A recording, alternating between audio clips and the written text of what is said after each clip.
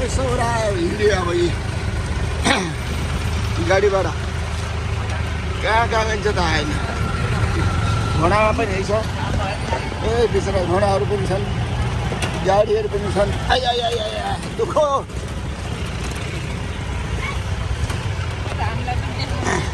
हामीलाई त अघि देखाएको होइन र यहाँ हिँड्ने चाहिँ सफारी गर्ने हिँड्ने चाहिँ हामीहरू है।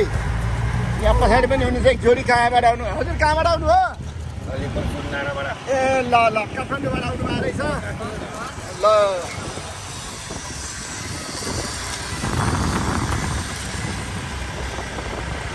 वाउ हेर्दाखेरि त रमाइलो छ तर अब के हो चाहिँ थाहा छैन। सफारी ल है मेरै फोटो छैन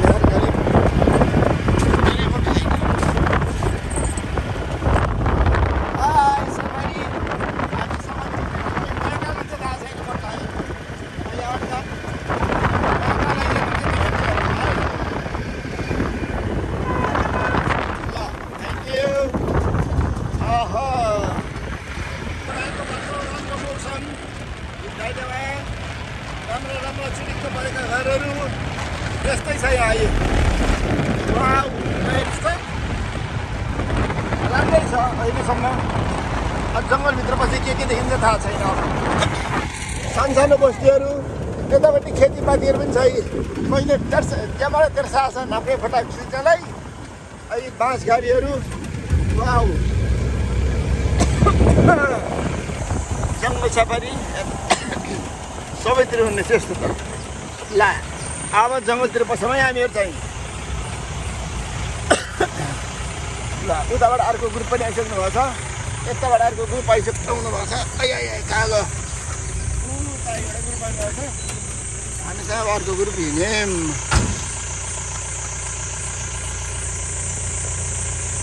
श्री जनकौली सत्यवती सामाजिक समूह भनेर भन्नुभएको छ।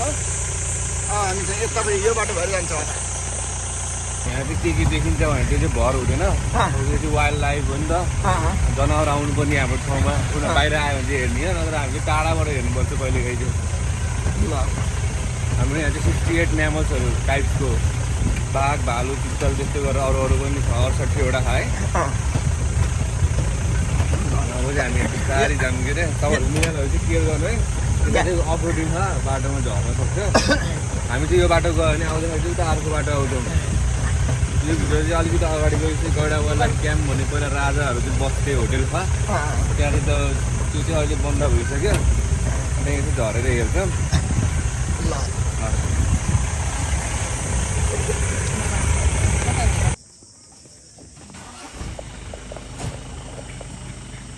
यहाँ चाहिँ पहिले चाहिँ राजाहरू आएर सिकार खेल्न आउँदाखेरि बनाएको घर हेर्नुहोस् यो हिस्टोरिकल प्यालेस यो चाहिँ। वा अलिकति जोगिएर हिँड्नुहोस् ल यो घरहरू थुप्रै रहेछ यस्ता कटेजहरू चाहिँ।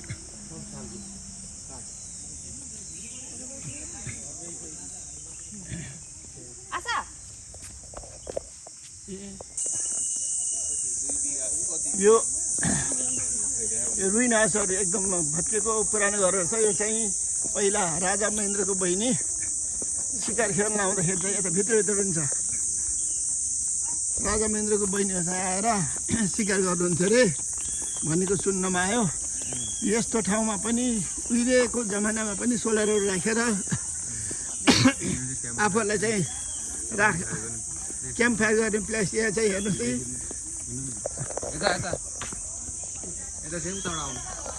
ए क्याम्प फायर यहाँ चाहिँ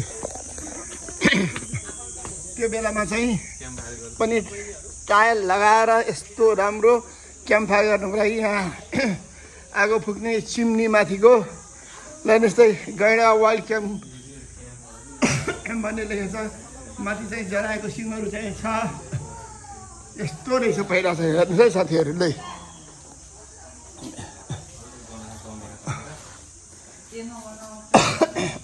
उहाँ सर चाहिँ ललितपुरबाट आउनुभएको है। उहाँ र उहाँको हजुर ल उहाँ र अब श्रीमतीहरू ल हेर्नुहोस् यी पुरानो घरहरू चाहिँ यस्तो जीर्ण भइसक्यो यसलाई चाहिँ कसले बनाउने अब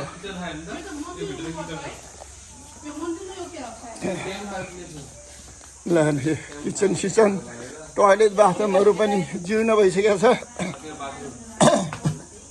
टोयलेट बाथरुमहरू पनि बेला हेर्नुहोस् त सबै टाइलै टाइल छ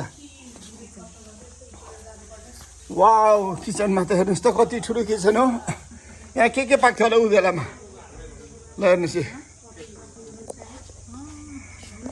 जङ्गल सफारीमा यति धेरै गाडीहरू आएपछि होइन कहाँबाट चाहिँ वाइल्ड लाइफहरू चाहिँ सबै त भएको छ यता यता यता है कति धेरै छन् ल हेर्नुहोस् अझ पछाडि पछाडि पनि छन्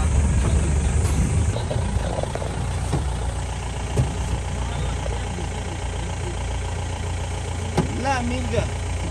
Wow. Bastante lucu ya.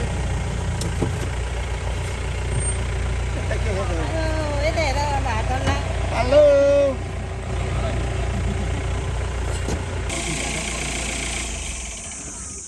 Kok lo gió nó to thế này? Để con nào thì lấy